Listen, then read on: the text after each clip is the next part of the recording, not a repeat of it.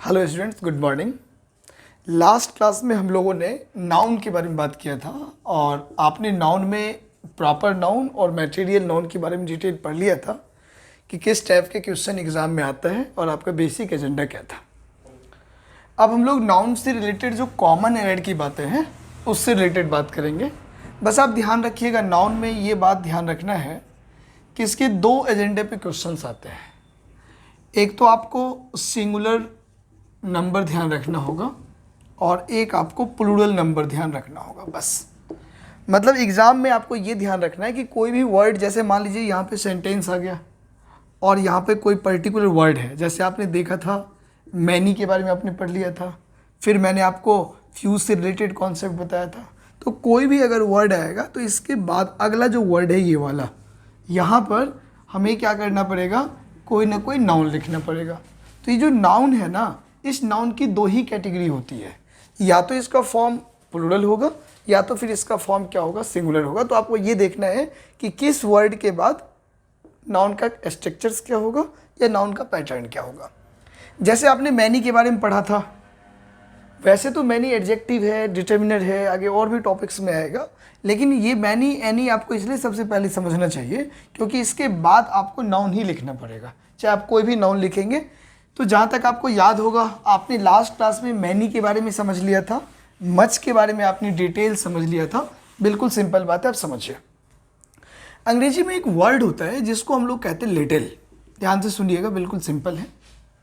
एक वर्ड होता है जिसको हम लोग कहते हैं अ लिटिल और एक वर्ड होता है जिसको हम लोग कहते हैं द लिटिल।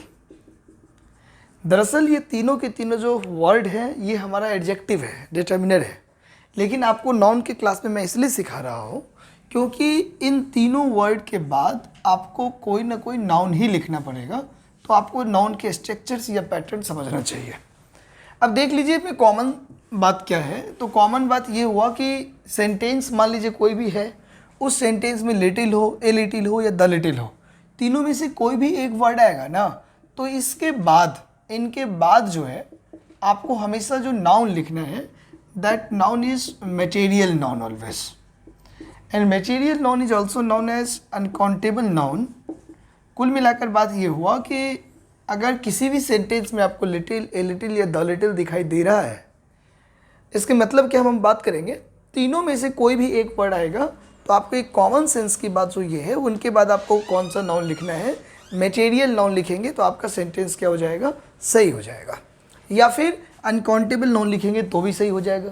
कई बार मैंने आप लोगों को बताया था कि मटेरियल नाउन हो या अनकाउंटेबल नाउन हो, ये नाउन जो है हमेशा सिंगुलर नंबर में ही होता है। इनको कभी भी किसी भी कंडीशन में हम लोग प्लूरल फॉर्म में नहीं बदलेंगे। ये बात आप ध्यान रखिएगा, बिल्कुल सिंपल है, बहुत ही आसान है। अब जैसे मान लो कहीं पर लिखा हुआ है, जैसे मैंने लिखा कि there is little water in this, कुछ भी लिख लीजिए, ग्लास लिख लीजिए, कप लिख लीजिए, एनीथिंग, बॉटल वॉटल, कुछ भी। अब बात को समझो मैं क्या बताने की कोशिश कर रहा हूँ। तो कॉमन बात तो क्या हुआ कि तीनों में से कोई भी एक वर्ड आएगा तो इसके बाद हम लोग क्या लिख लेंगे, मटेरियल नाउन लिख लेंगे, सेंटेंस हमारा बन जाएगा, कोई दिक्कत वाली बात नहीं है। अब थोड़ा सा ये समझो कि लिटिल जो है ना, इसका मतलब क्या हुआ, ए लिटिल का मतलब क्या हुआ, द लिटिल का मतलब क्या हुआ। बिल्कुल सिंपल ही है, कोई ज़्यादा दिक्कत वाली बात नहीं है। तो ये जो लिटिल है, इस लिटिल का मतलब होता है 100% नेगेटिव। ये पूरा नकारात्मक सेंस देता है। जैसे आपने कहा कि there is little water in this glass, इसका मतलब हुआ कि ये जो ग्लास है ना, इस ग्लास में पानी नहीं है। जैसे आप लोग चाय पीते हैं, हम चाय पीते, चाय पीने के बाद थोड़ा सा चाय छोड़ देते हैं। अब उस थोड़े से चाय को कोई यूज़ में तो लेता नहीं है। इसका क्या मतलब हुआ, इसका साफ मतलब हुआ कि उसमें चाय नहीं था। तो ये सेंस क्या दे रहा है, ये 100% नेगेटिव सेंस दे रहा है। तो आप ये ध्यान रखिएगा, there is little water in this glass, मतलब इस ग्लास में जो है वो चाय नहीं है, नहीं के बराबर है। ये आपको याद रखना है। दूसरी कॉन्सेप्ट ये है कि जैसे ए लिटिल है, अब ए लिटिल क्या करता है, 50% पॉजिटिव सेंस को बताता है। इसका मतलब क्या हुआ, सपोज करो ये आपका ग्लास है, मान लीजिए अब यहाँ तक अगर वाटर है तब तो ये क्या हो गया, लिटिल, मतलब पानी नहीं है। और अगर वाटर यहाँ तक है आपके पास, इसका मतलब ये यहाँ से लेकर यहाँ तक क्या हो गया, ए लिटिल हो गया। तो आप समझ गए बात को, क्या समझ गए कि ये 50% पॉजिटिव है, मतलब आधा ग्लास पानी है और आधा ग्लास खाली है। तो ये 50% पॉजिटिव हो गया। तो आप ये भी तो कह सकते हैं कि ये 50% नेगेटिव सेंस भी दे रहा है, क्योंकि आधा खाली भी तो है। तो ये सेम बात हुआ, कोई दिक्कत वाली बात नहीं हुआ। तीसरा जो हमारा टर्मोलॉजी है वो टर्म्स है द लिटिल। अब देखिए, अब जैसे स्टेटमेंट में द लिटिल होगा तो द लिटिल जो है वो क्या करता है, 100% पॉजिटिव को शो करता है। पिछले क्लास में मैंने आपको बताया भी था, मच से रिलेटेड करके आपने पढ़ा था। तो ये आपका एक एजेंडा हो गया। क्या हो गया, अब द लिटिल आएगा तो द लिटिल 100% क्या हो गया, पॉजिटिव हो गया। अब आप देख लीजिए, अब आप अगर इस ग्लास में यहाँ से लेकर यहाँ तक पानी की बात करें, पूरे पानी की बात करेंगे, तब आपका क्या हो जाएगा, द लिटिल हो जाएगा। तो मैं मानकर चलता हूँ कि तीनों के तीनों मीनिंग आपके समझ में आ ही गया। क्या आ गया, little 100% negative, a little 50% positive और द लिटिल 100% पॉजिटिव। मतलब अगर लिटिल है, आप किसी को कहते हैं लिटिल वाटर, मतलब नहीं के बराबर। आप अ लिटिल वाटर बोलते हैं मतलब आधा कप, आधा गिलास, आधा बाल्टी, या फिर आप द लिटिल बोलते हैं तो फुल होता है। अब आपको पता है, देखो अब किसी के अकॉर्डिंग कुछ भी हो सकता है। अब आप ये नहीं कहेंगे कि इसमें यही भरना है। जैसे मैं आपको एक सेंटेंस लिख के देता हूँ, आप खुद ही समझ जाएंगे कि इसमें क्या करना है। स्क्रीनशॉट ले लीजिए सब लोग, काफ़ी सिंपल है। मतलब आपने परसेंटेज के सेंस में देखा था कि किस वर्ड का कितना परसेंट मीनिंग नेगेटिव है और कितना परसेंट मीनिंग पॉजिटिव है। अब थोड़ा सा देखिए इस क्वेश्चन को जवाब हम कैसे देंगे। देखो, जैसे मान लीजिए कहीं पर हमने लिखा कि there is little water in this cup या इन दिस ग्लास। अब यही सेंटेंस मैं रिपीट करता हूं, there is a little water in this glass.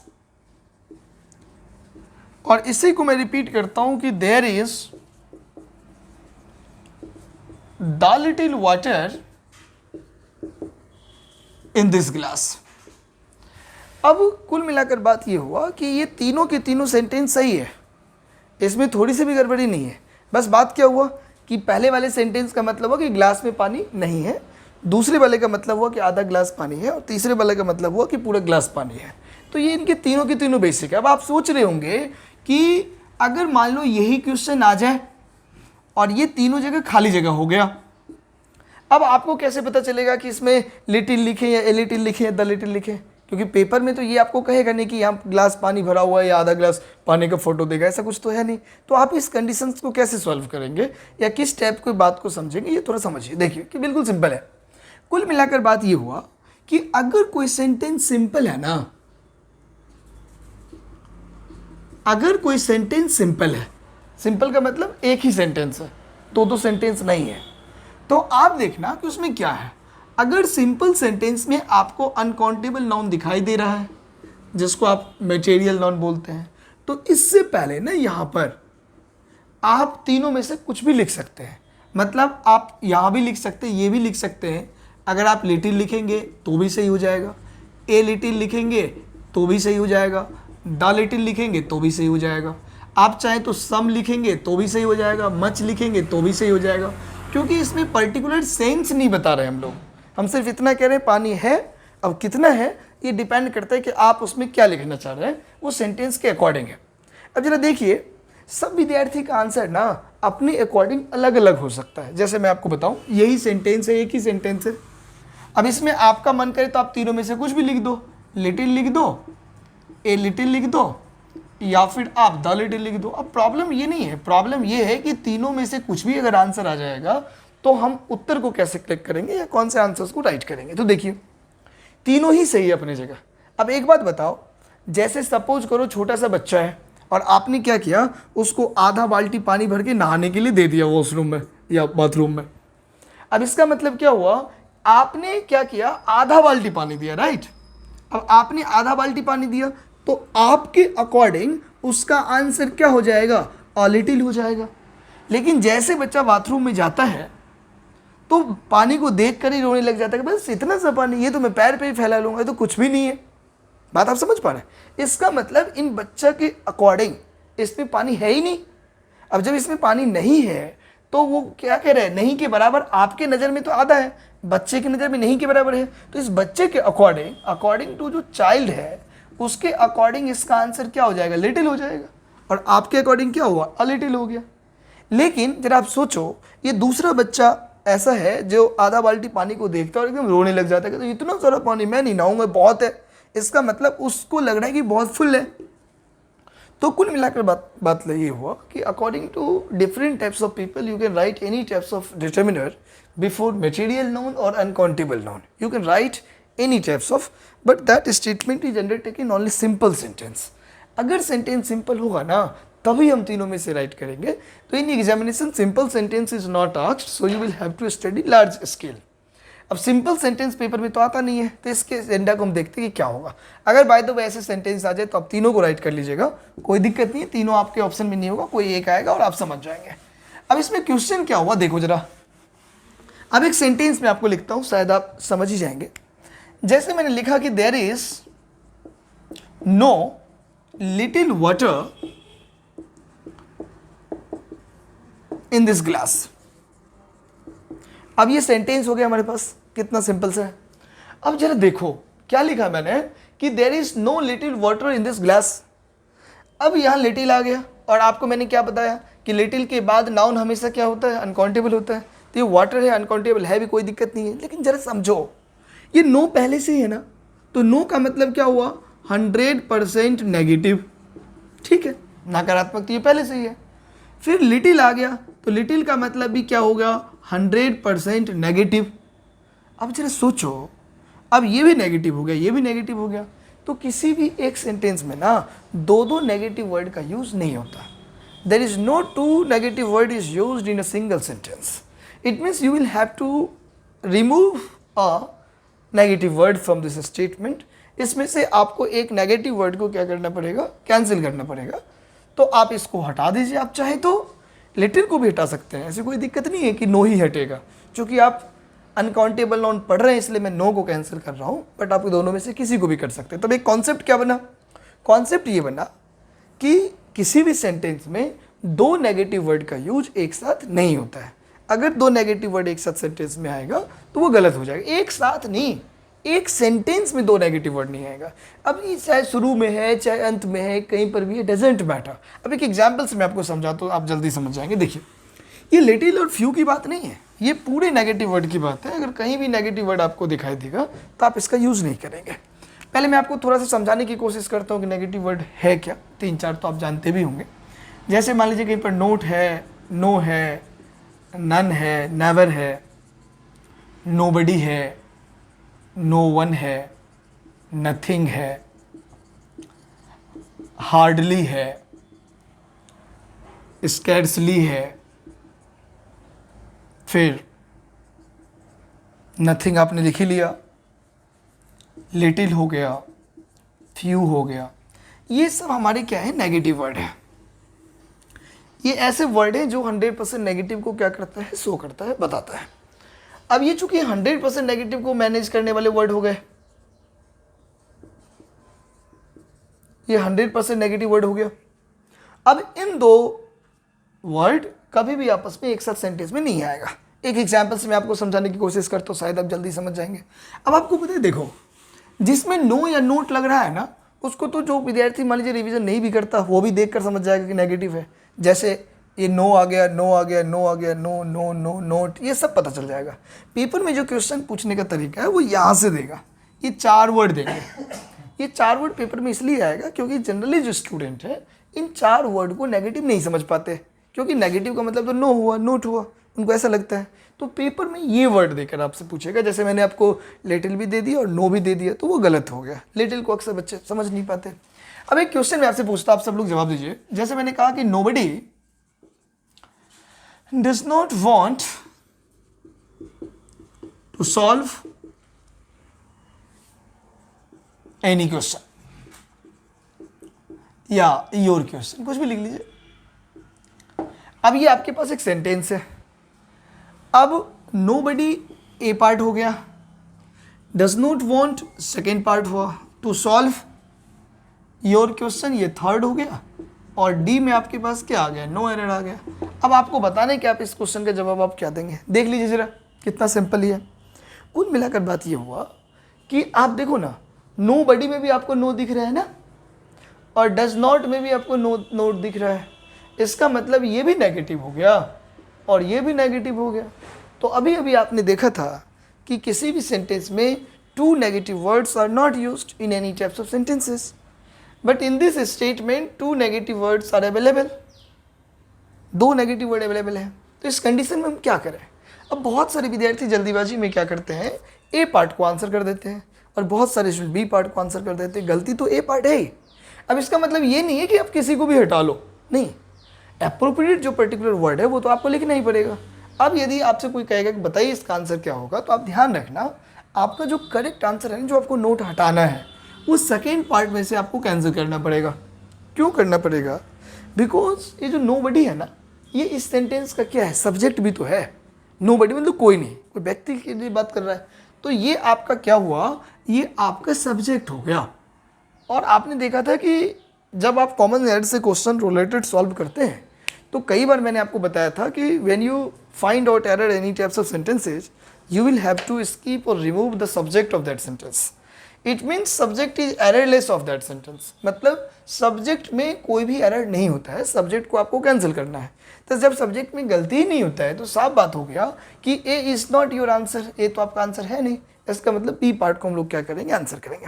कई बार पेपर में नोबडी, नो वन, नथिंग से रिलेटेड क्वेश्चन आए हैं, तो मैं मान कर चलता हूँ कि आप समझ ही गए।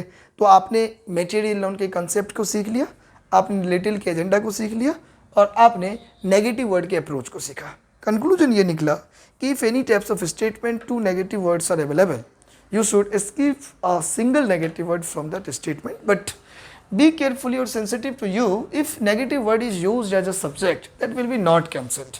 अगर वो सब्जेक्ट के रूप में यूज है तो उसको हम कैंसिल नहीं करेंगे, बाकी वर्ड अपने आप कैंसिल हो जाएगा। आप समझिएगा। चलिए इनका आप स्क्रीनशॉट लीजिए, सारे के सारे नेगेटिव वर्ड है, जो मेन नेगेटिव वर्ड है ये आपके ये 4 है, आप देख पा रहे होंगे। अब एक क्वेश्चन में पूछता हूँ, शायद आप समझ ही जाएंगे, नॉन से रिलेटेड ही क्वेश्चन है, कई बार पेपर में आते रहते हैं, आपको आना चाहिए। जैसे मान लो मैंने एक स्टेटमेंट लिख दिया सिंपल सा कि I gave him fill in the blank water that I had. अब इस सेंटेंस को देखिए कितना सिंपल है। क्या लिखा मैंने, I gave him water that I had। अब ये जो पार्ट आप देख रहे हैं ना, ये एक सेंटेंस सिंपल ही है कि मैंने उन्हें पानी दिया। अब हो सकता है कि अगर सेंटेंस सिर्फ इतना ही होता तो हम यहाँ तीनों में से किसी को भी लिखेंगे तो हमारा स्टेटमेंट क्या हो जाएगा, राइट हो जाएगा। मतलब लिटिल लिखेंगे तो भी सही है, ए लिटिल लिखेंगे तो भी सही है, द लिटिल लिखेंगे तो भी सही है, क्योंकि हमने क्या कहा, आई गेव हिम वाटर, मैंने उन्हें पानी दिया। हो सकता है नहीं के बराबर दिया होगा, इतना सही दिया होगा जो उनके काम का ही नहीं है, या फिर आधा गिलास पानी दिया होगा, या फिर ऐसा हो सकता है कि मैंने उन्हें पूरा गिलास पानी दिया होगा। तो ये तीनों सही है। बट सेंटेंस ऐसा नहीं है। सेंटेंस क्या कह रहा है, सेंटेंस कह रहा है I give him water that I had, मैंने उन्हें पानी दिया जो मेरे पास था। जो मेरे पास था इसका साफ मतलब हो गया कि मेरे पास जितना था ना वो मैंने क्या कर दिया, पूरा के पूरा दे दिया, 100% दे दिया। अब आप जैसे मान लीजिए आपसे कोई किताब मांगता है तो आप उसको क्या कहते हैं, देखो मेरे पास जो किताब था वो मैंने आपको दे दिया। अब चाहे भले एक ही किताब है, मेरे लिए तो 100% ही हो गया। तो यही बात है, आई gave him water that I had, मैंने उन्हें पानी दिया जो मेरे पास था, मतलब टोटल दे दिया, 100% दे दिया। तो 100% के सेंस में आपने देखा था कि हमने किसको राइट किया था, द लिटिल को करेक्ट माना था। इसका साफ मतलब हो गया कि जो हमारा आंसर होगा यहाँ पर क्या हो जाएगा, द लिटिल। अब बहुत सारे स्टूडेंट कंफ्यूजन में पड़ेंगे कि हमको कैसे पता चलेगा कि 100% दे रहा है कि नहीं दे रहा है। तो देखो सिंपल सी कॉन्सेप्ट है, if any types of statement simple sentence is available and uncountable noun is written, then you will have to write any types of determiner related to uncountable noun. But if sentence is a compound statement, then you will have to write the little. कुल मिलाकर बात क्या हुआ कि अगर sentence simple है तो आप तीनों में से कुछ भी लिख लो, कोई दिक्कत वाली बात नहीं है। बट अगर सेंटेंस कंपाउंड है, मतलब दो सेंटेंस से मिलकर बना, आप देखिए नहीं यहाँ पे दो सेंटेंस है, एक आई गेव हिम अ वाटर और दूसरा आई हैड, तो ये दो सेंटेंस हो गया। तो डबल सेंटेंस जब भी कभी भी होगा that is sense 100% positive sense, and in 100% positive you will have to write the little. और आपको याद होगा पिछली क्लास में मैंने पढ़ा था कि द लिटिल के बराबर में मच लिख सकते हैं। इसका साफ मतलब हुआ कि in this question you will have write here if the little is not used as a option you can write here much answer. मतलब ये हुआ कि दोनों लिख सकते हैं, लिटिल मच का काम कर रहा है, मच लिटिल का काम कर रहा है, तो दोनों अपने आप में सही है। तो दोनों में से जो भी रिलेवेंट आपको लग रहा है ऑप्शंस में, उन ऑप्शन को आप करेक्ट कर दीजिए और आपका आंसर सही हो जाएगा। तो इसमें घबराने वाली कोई बात नहीं है। तो आपने डिटर्मिनेंट का एक बहुत बड़ा हिस्सा भी पढ़ लिया जो नॉन से रिलेटेड के मैंने पढ़ाया। तो लिटिल भी हो गया, ए लिटिल भी हो गया, द लिटिल भी हो गया। बस आप कंक्लूजन के रूप में ये पहुंचो कि दो नेगेटिव वर्ड का यूज हम एक साथ नहीं करेंगे, एक सेंटेंस में नहीं करेंगे। और दूसरा कंक्लूजन आप ये पूछिए कि सेंटेंस में लिटिल हो, ए लिटिल हो या द लिटिल हो, इसके बाद आपको अनकाउंटेबल नाउन ही लिखना है। और अनकाउंटेबल नाउन की जो कैटेगरी होगी वो हमेशा सिंगुलर ही होगा, उसको कभी भी हम लोग प्लूरल में नहीं बदलेंगे। और जो लिटिल है वो 100% नेगेटिव हुआ तो इसके साथ कोई दूसरा नेगेटिव हम लोग नहीं लिखेंगे। बस ये दो चार एजेंडा है जो आपको याद रखना है और सेंटेंस को आप आराम से बना लेंगे, कोई दिक्कत वाली बात नहीं, काफ़ी सिंपल है, बहुत ही आसान है। चलिए, तो बहुत सारे स्टूडेंट ने सीख ही लिया होगा कि लिटिल अगर किसी सेंटेंस में आएगा तो उसके बाद नाउन का क्या अप्रोच होगा, साथ ही साथ। बट एक बात ध्यान रखिएगा, if negative word is used as a subject that word is not be cancel from that sentence. उनको हम उस सेंटेंस में से कैंसिल नहीं करेंगे because subject is errorless always. Subject हमारा हमेशा गलत नहीं होता, वो हमेशा ही सही होता है, तो आप ध्यान रखिएगा। चलिए, बात आप समझ ही गए। दूसरे एजेंडा, एक वर्ड होता है अंग्रेजी में फ्यू, ए फ्यू और द फ्यू। बिल्कुल सिंपल बात बता रहा हूँ, जरा समझने की कोशिश कीजिएगा। जब भी सेंटेंस में आपको few, a few, the few दिखाई देगा ना, तो आप एक काम करिएगा। काम ये है कि इन तीनों के बाद ना हमेशा जो नाउन आएगा that is written always countable noun and countable noun is converted into plural form here। मतलब लिटिल के बाद तो हम लोग अनकाउंटेबल लिखते थे और अनकाउंटेबल हमेशा ही सिंगुलर होता था, लेकिन जैसे आपको few, a few, the few दिखाई देगा तो इसके बाद जो आप कैटेगरी देखेंगे वो क्या देखेंगे, काउंटेबल और प्लूरल। अगर आप काउंटेबल नहीं भी याद रखेंगे तो कोई बात नहीं, आप सीधे तौर पर याद रख लीजिए कि ये हमारा प्लूरल फॉर्म है और प्लूरल नंबर ही होता है अपने आप में काउंटेबल, जिसको आप गिनती कर पाएंगे वही तो सिंगुलर से प्लूरल में कन्वर्ट होगा। तो एक सिंपल सी बात हुआ, कोई दिक्कत वाली बात नहीं है। इसका साफ मतलब हुआ कि अगर कहीं पर आ फ्यू बॉय लिखा हुआ है तो ये रॉन्ग हो जाएगा, you will have to write here boys. ये सिंपल सी बात है। अब अगर परसेंटेज के मामला में आप देखें तो परसेंटेज के मामला में बहुत आसान है। ये जो फ्यू है ना, ये 100% क्या करता है, नेगेटिव को शो करना है। इट मीन्स अगर किसी सेंटेंस में सिर्फ फ्यू है तो ये वो सेंटेंस हमारा नेगेटिव हो गया और उसमें हम लोग कोई और दूसरा नेगेटिव वर्ड नहीं लिखेंगे।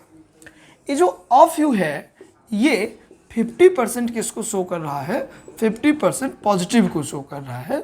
और द फ्यू जो है ये भी 100% किसको शो कर रहा है, पॉजिटिव को शो कर रहा है। दोनों में केस सेम है, लिटिल में भी, फ्यू में भी, परसेंटेज के मामला में भी और नाउन की कैटेगरी के मामला में भी। बस डिफरेंटेज बस इतना है कि आपको लिटिल के बाद हमेशा अनकाउंटेबल नाउन लिखना पड़ता था और few, a few, the few के बाद आपको नाउन प्लूरल लिखना पड़ेगा। इतनी सी बात अब आपको ध्यान रखना है, काफ़ी सिंपल है, बहुत ही आसान है। चलिए, तो बात आप समझ ही गए। इसमें भी वही बात है। क्या वही बात है इसमें भी?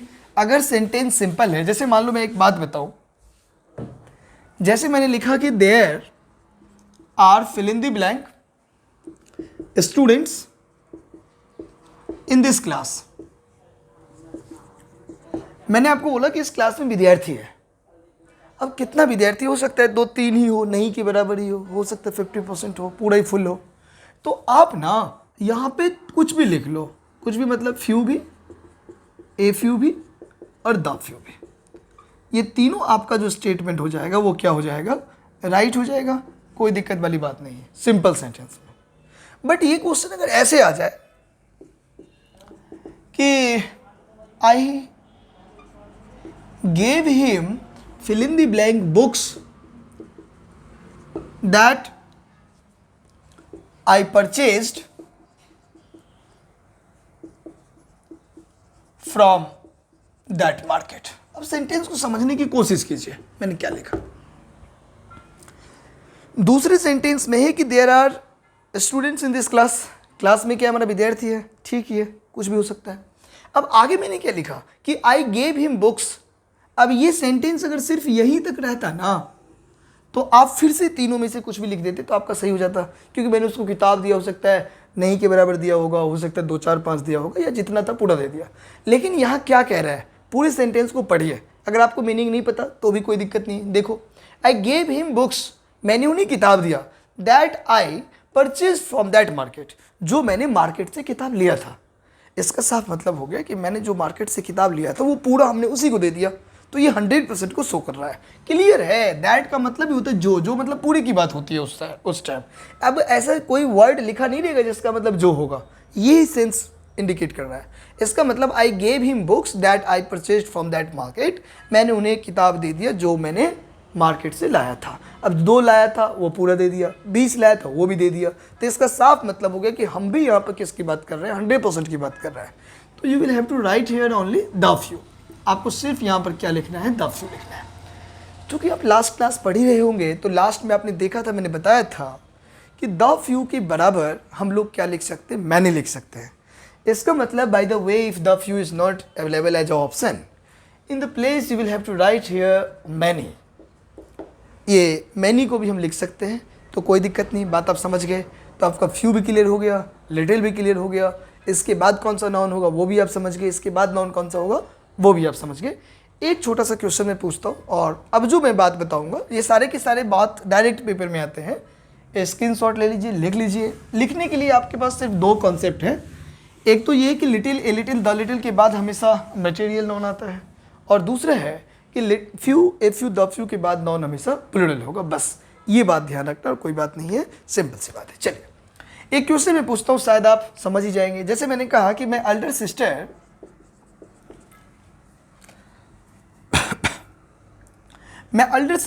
read the Ramayan pages after pages yesterday। अब ये सेंटेंस हमारे पास है और इसमें हम लोग क्या करेंगे, गलती ढूंढेंगे, गलती कहाँ पर है। देखिए जरा, मैं एल्डर सिस्टर, ये हमारा कौन सा पार्ट हो गया, ए पार्ट हो गया। The Ramayan pages after pages, ये हमारा बी पार्ट हो गया, और यस्टरडे हमारा सी हुआ, और डी में हो जाएगा नो एरर। सपोज करो ये क्वेश्चन हमारे पास है और इसका जवाब ढूंढना है। देखो कितना सिंपल है। कुछ रूल ऐसे हैं जो आपको परमानेंट याद रखना पड़ेगा, और मैंने पहले दूसरी क्लास में ही बता दिया था। वो कॉन्सेप्ट ये है कि जब भी आप गलती ढूंढते हैं आपको सब्जेक्ट को लेस करना है, उसमें गलती नहीं होती। दूसरा, टाइम में कोई एरर नहीं होता। तीसरा, नंबर में नहीं होता। ये कंसेप्ट आपको याद रखना है। जैसे आप ध्यान से पढ़ रहे होंगे तो मैं Elder sister is a subject of that sentence, so this word is errorless, ये हमारा गलती है ही नहीं। दूसरा बात मैंने बताया कि time is not errorless, not error, इसका मतलब इसमें भी कोई गलती नहीं होता, तो ये भी हमारा क्या हो गया, ये भी सही हो गया। तो सी पार्ट तो हमारा आंसर हो नहीं सकता, ये हो नहीं सकता, क्योंकि ये वर्ब है। आपको अंग्रेजी में पता ही होगा कि verb is used according to subject always. It means verb का जो प्रयोग होता है वो हमेशा सब्जेक्ट के अकॉर्डिंग होता है। सब्जेक्ट के कैटेगरी पे डिपेंड करता है कि वर्ब हम क्या लिखेंगे। वर्ब के अकॉर्डिंग सब्जेक्ट नहीं होता, सब्जेक्ट के अकॉर्डिंग वर्ब होगा। It means you will have to decide at first nature और character of subject. If subject is undertaken singular number, verb is also singular, and subject is plural number, verb is also plural. In this statement you watch, my elder sister is undertaking singular number, right? It means verb is also singular, verb भी singular होगा, कोई दिक्कत वाली बात नहीं है। ये जो read है ना, read is second form of verb, read, read, read।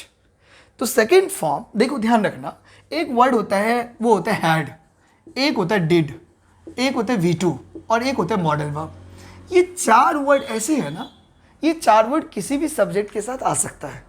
अब सब्जेक्ट सिंगुलर है, प्लूरल है, डजेंट मैटर।